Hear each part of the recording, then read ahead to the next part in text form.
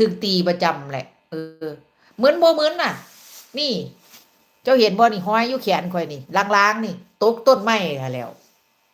นี่ตกพูดลูดลงมาแบบนี้เลยนี่ มันบ่มีงาใดแหวคั่วได้อ่ะกอดมันบ่ละกะกอดลูดฟืดข่อยว่า5 เมตรมีอ่ะสูงเด้อันนี้9 ขวบ10 ขวบตรงนี้นี่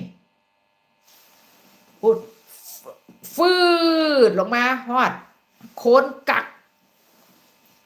แขน หนังออกหมดเลยนี่หนังอยู่ในวงนี่ มันล้างดำๆเนี่ยอยู่ซื้อนี่ตะกี้บักใหญ่นึงเด้เดี๋ยวนี้มันก็30 กว่าปีแล้วมันก็หายไปบ่ล่ะข่อยก็คิดว่ามันสิบ่เซามันสิยังเห็นตอนนี้มันบ่ใครเห็นแล้วมันล้างแล้ว